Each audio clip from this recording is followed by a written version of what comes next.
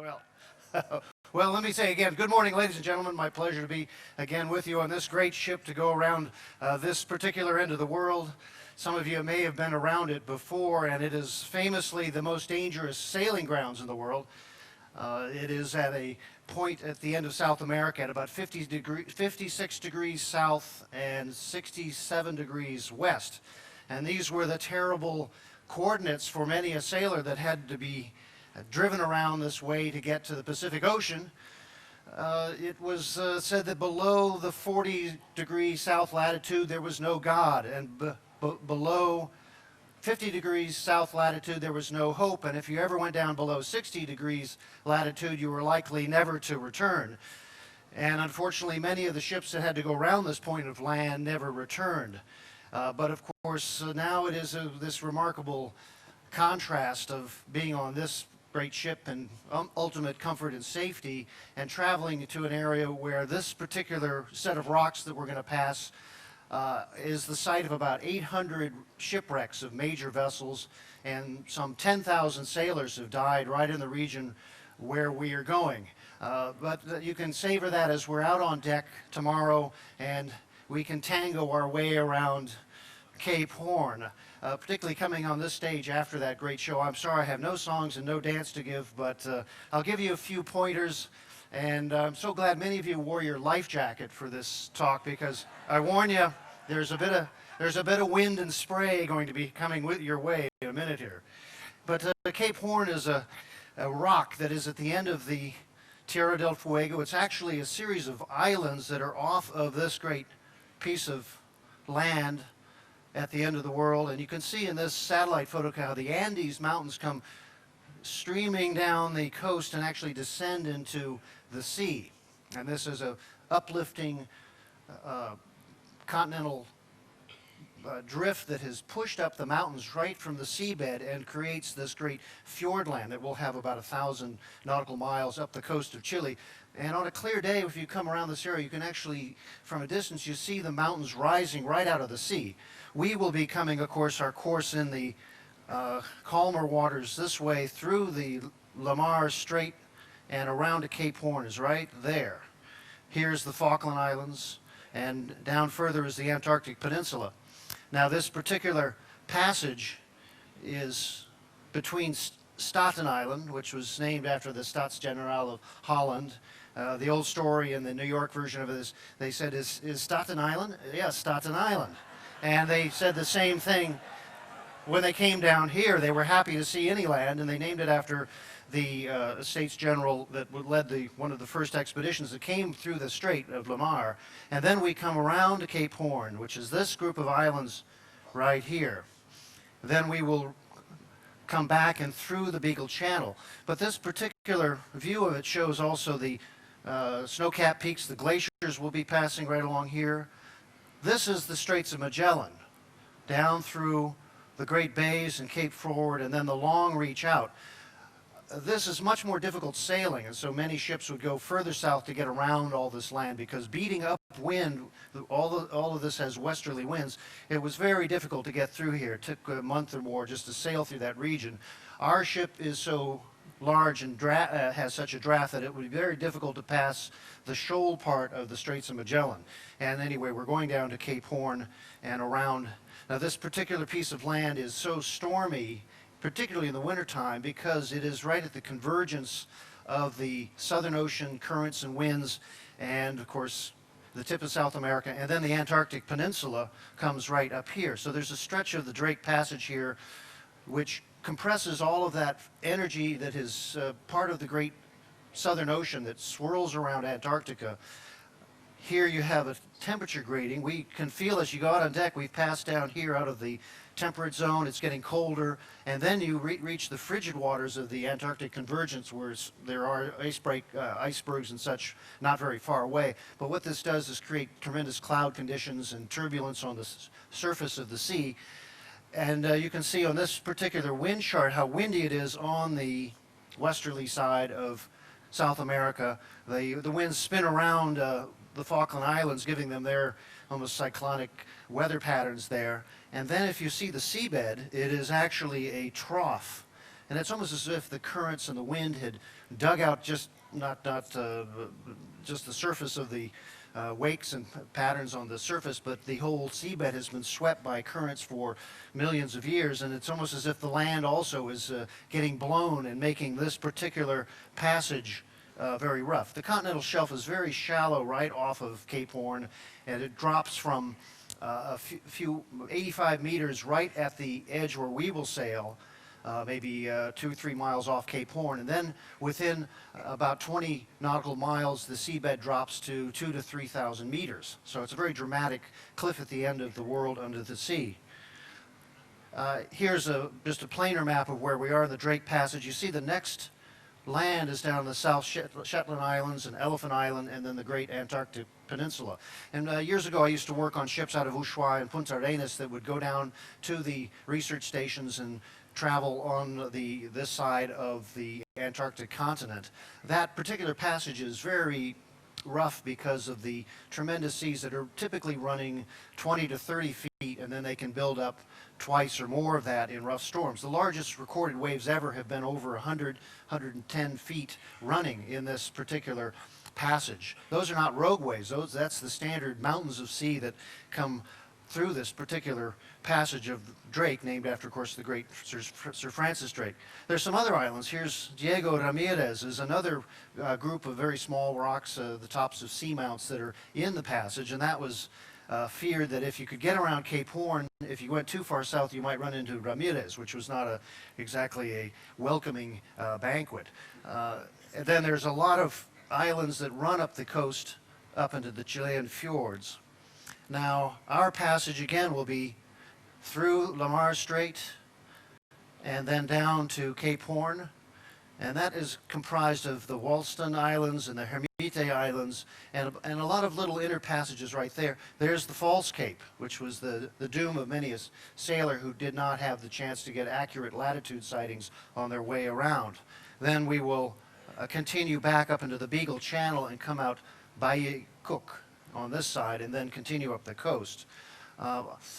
This land is divided between Chile and Argentina. It was a matter of considerable contention, and in the late 70s, some military occupation and some brief skirmishes to set the border. Now it is all national park and has become a commonwealth for both nations to have people visit, and they provided facilities, and it has become a destination for hikers and sailors and ourselves.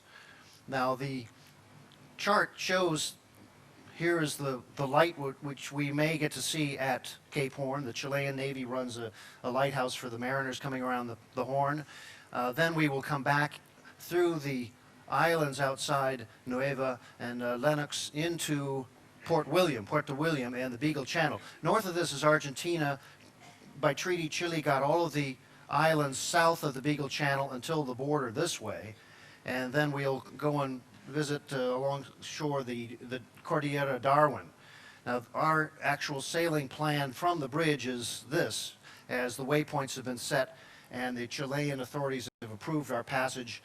We have a pilot already on board who will take us to Cape Horn and then back around to Puerto Williams, where we will then have our formal clearance to go through the fjordland.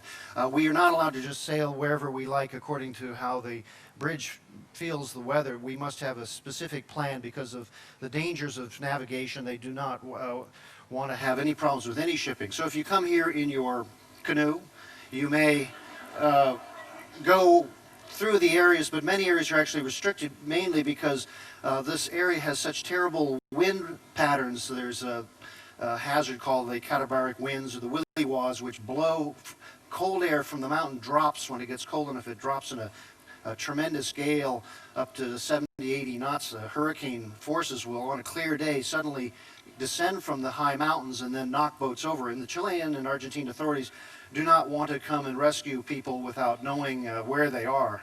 So it is a somewhat restricted navigation through here. We will be passing the port of Ushuaia in Argentina and then come along. Here's Ushuaia, the Bahia Ushuaia. We'll be going around Isla Navarino. There's a lot of other bays that provided shelter for vessels if they were disabled. Many a wreck actually limped into the different inlets and islands around here for the repairs, and some of them didn't make it. So the whole area is littered with shipwrecks, most of which have now broken up if they were wooden.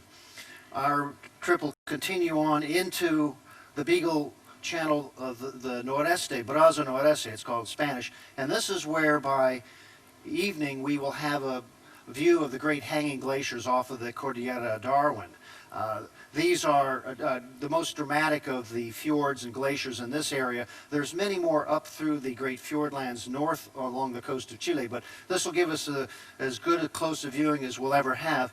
And there's they were called Darwin because the Beagle in 1833 came through here first, and the shore party was put ashore with Darwin to go up and investigate these great glaciers.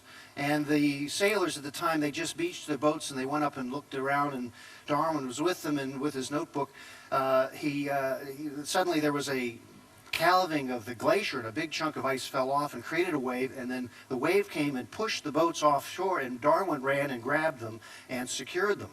And then the sailors realized, well, we shouldn't really leave our boats so exposed, but in gratitude, Captain Fitzroy, because otherwise he and the other sailors would have lost their boats. They couldn't possibly have swum to them, and the whole expedition would have been pretty much ended right there. At that time, there was no other inhabitants or other vessels around to help in that case of emergency. But then we were going to pass along this area and then come out to what's called the Canal Hamilton. Many of the names here are English and other nationalities, French. Many explorers and other subsequent travelers came and they named things after their mates or their friends. So there's many international name down here, but in Spanish the Cape Horn is called Cabo de Hornos. The name is actually, the original name is named after the town of Hoorn, Holland, but in Spanish they named it similarly sounding name, which actually means the Cape of Ovens, which is an horno in Spanish is an oven, but it's a very cold and icy oven though, usually. But anyway, we're going to carry on and then come out Bahia Cook. We're going to bit off the chart here. We will continue through this channel, Hamilton, and then out to Cook's Bay, and then on our way out around the outer rocks. There are many hazardous reefs, particularly the Islas Evangelistas, the evangelical islands, which are on the end of the Straits of Magellan, which are named because they thought that was the last bit of land that would show that they were safe. Of course, it may also have been their doom if they were not watching out for those kind of rocks that we'll see. So we'll be well offshore. Once we're out of the fjords, we will be leaving the site of land, mostly for safety purposes, and then we'll be on our way up to Valparaiso. Now, here's a view as we approach Cape Horn on a foggy day. The weather will be probably misty and a little, let's say, moody. This was another time, and you can see these are the rocks off of the Isle of Deceit, a lovely name for an island, and these have been called the teeth of the devil as you approach the face of the devil, which is Cape Horn. We should be arriving here mid-morning, certainly by noon. I was just informed from the bridge and Ray that we are ahead of schedule, so that the ship is carrying us forward as quickly as possible so that we will get there and have the longest day possible, particularly through the fjords, and may get to see the entire passage by sunset. As I said, the Chilean authorities have graciously extended the length of sunlight for our passage so that we have much more time than were we going through the fjords of, say, Rio de Janeiro. But we will approach this before noon, and we're not going to go between those rocks, I've been assured. We're going to go around, and that is Cape Horn rising, this view of it, looking from the east toward it, has been called, that's the hunchback of the devil. And as you come around the face of it to clear the rocks that are right up below it, it has the roughest waves will be breaking on it. You have these great ocean swells coming all around the world on the Southern Ocean, and as we come out of the lee of the land of Tierra del Fuego, suddenly you'll feel these great swells. Now, it may or may not be stormy. We don't have a final weather report. I was up all night watching BBC World Weather, and they had every place but Tierra del Fuego. And so send them a note saying, please keep track of our ship and give us our weather first at the top of the hour, because we want to know. But according to the bridge, there's no major storm approaching, we will have a safe passage. If we were here in winter, there would be a tremendous wind and tremendous swells. I've been right at this point on days when you couldn't see anything and you just steered off as far as you can and get away from it, which is the typical advice in the pilotage guides. But I've also been there on days when it was completely placid, tranquil. We could land a boat on Cape Horn and go for a picnic and a swim. Others did not live to tell of that, but we have done that. But you can see they call the gray beards or the horses' manes whipping off the swells, and even in fair weather, the wave action is quite tremendous and is pounding this whole coast on the windward side where we will be passing. We are actually going to be going around. This is the face look of the devil. And he's grinning at us on a sunny day. Usually you don't see it this clearly. It's often heavy overcast, and you only see the teeth down below. But it's said that in the deep of winter, when the rest of the Tierra del Fuego and the mountains are all snow-capped, Cape Horn doesn't keep any snow in his beard. It's so windy there that even the snow blows off, and it's often this kind of a jagged rock, and it's dark, so you don't see it if you're approaching it in the wintertime. Now, if you were a bird, you could come up and see that it's actually quite a high peak. It's 1,394 feet high and looms over the whole group of islands in the area.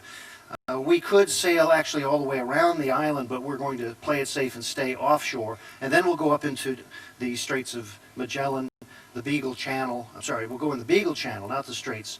And then we'll enter up toward Port William and Ushuaia. Here's the entrance to Port William, and we will meet the Chilean Navy, who will inspect our papers. I hope you have all your papers ready. And then we will be cleared by the authorities to continue on.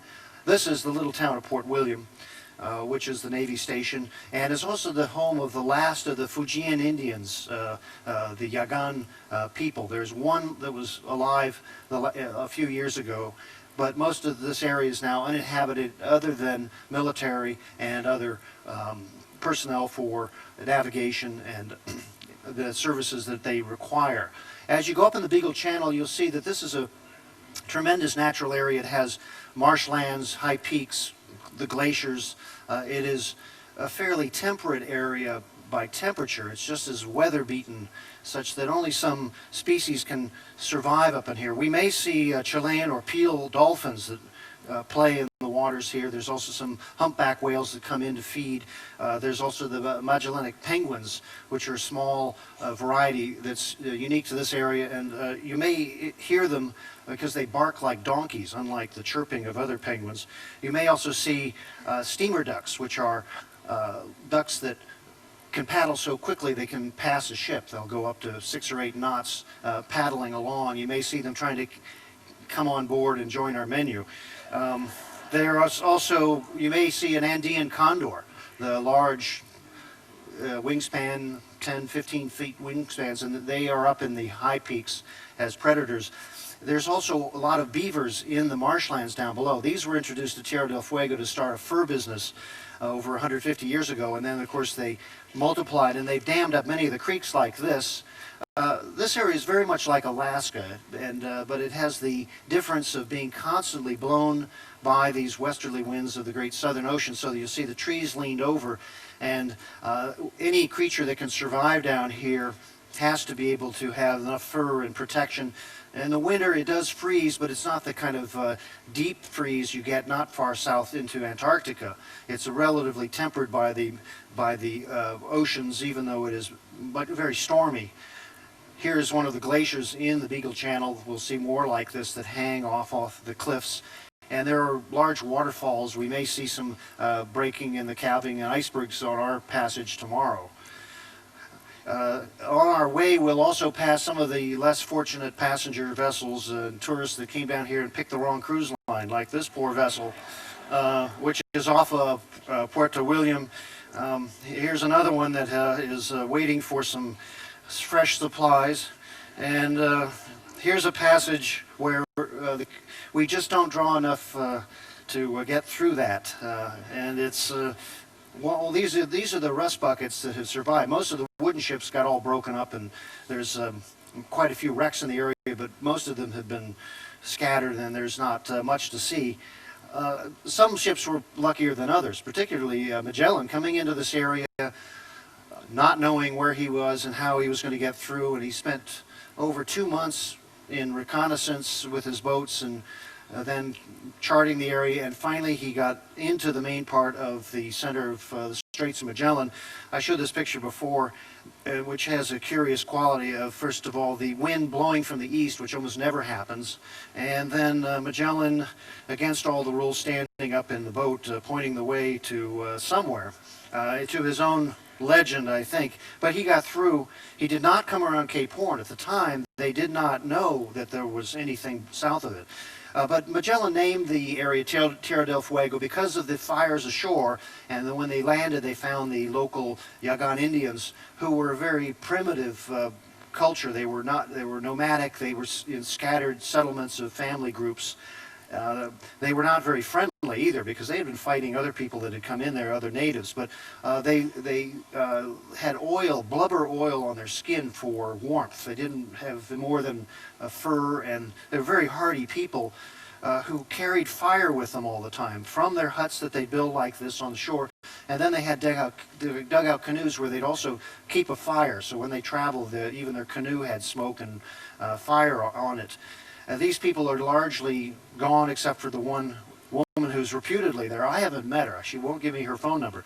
But we will pass in that same area south of here. Here's one of the first charts of the Straits of Magellan that was finally published, sent back to Europe. And you can see the headlands, as the traditional sailing descriptions would have an artist on board to draw the landscape so that other mariners, when they came by, would be able to recognize. It's not a very clear drawing, but nonetheless, that strait was where most ships passed, and of course Magellan claimed it for the Spanish crown. So this meant the Spanish could claim this whole end of the world.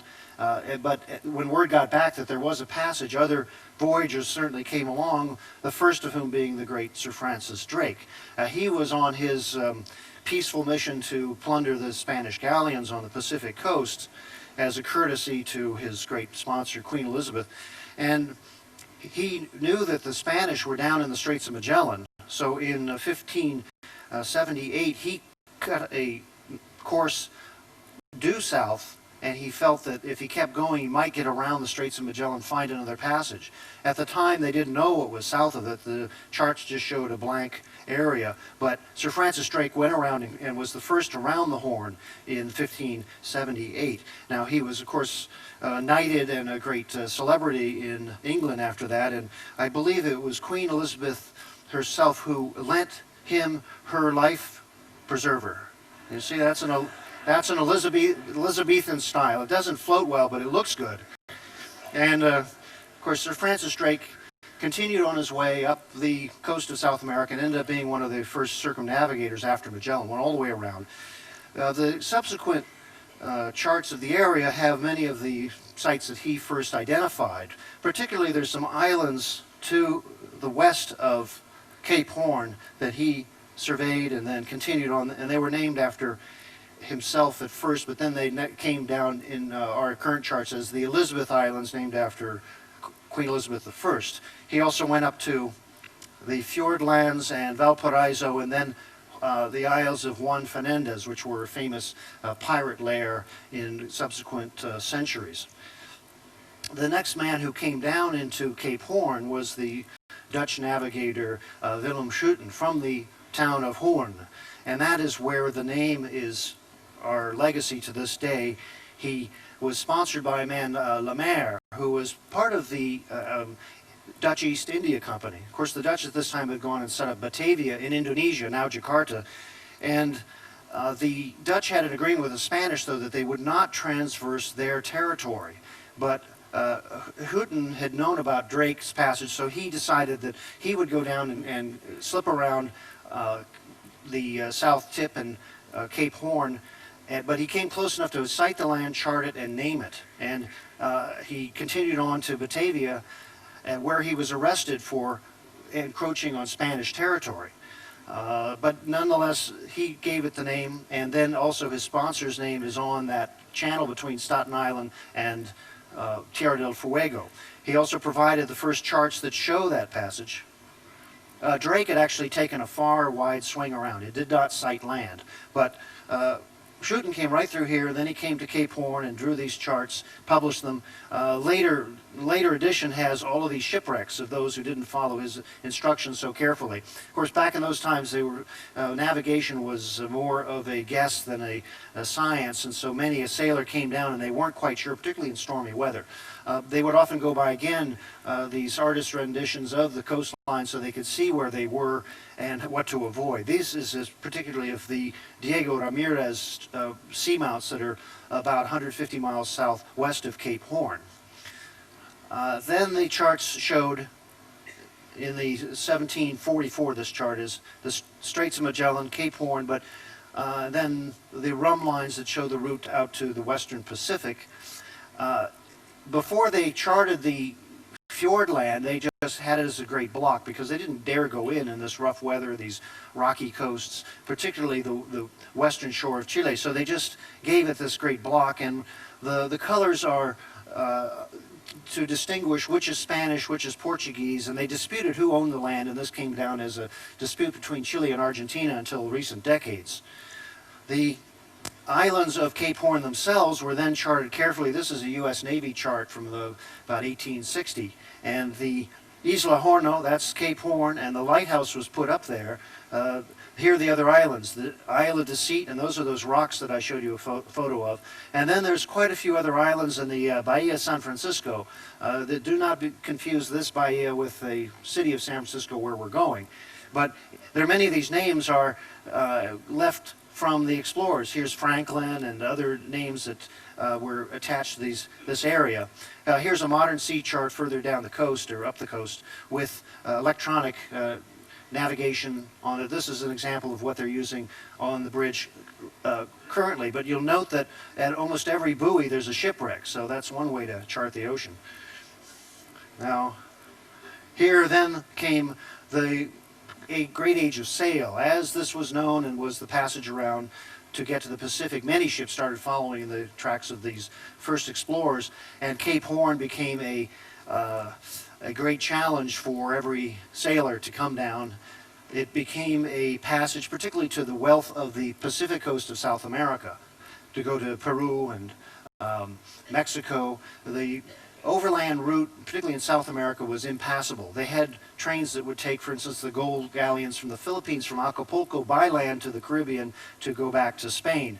But the South American ports below Panama would go around the Horn, and many a ship came down to explore and find the best, most efficient route. First of all, Captain Cook came in the Resolution. He actually went further south below 60 degrees and was the first to sight the great shelf icebergs and Antarctic convergence, so he did not sight land. Then he continued up around on his many voyages through the Pacific.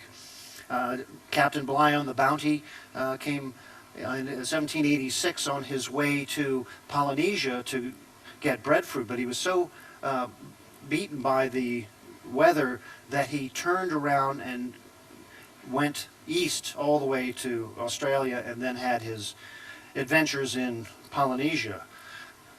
Subsequently, you had the Beagle came with Darwin on board, and that's a particularly famous expedition here because it was the first to go into the Fjordlands where we are today and start to make a scientific soundings and survey of this region and name many of the sites that are there.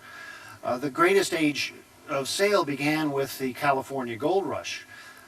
In the 1849, there began a whole series of fleets of these clipper ships that would come all the way around the Horn to take the miners and the speculators to California.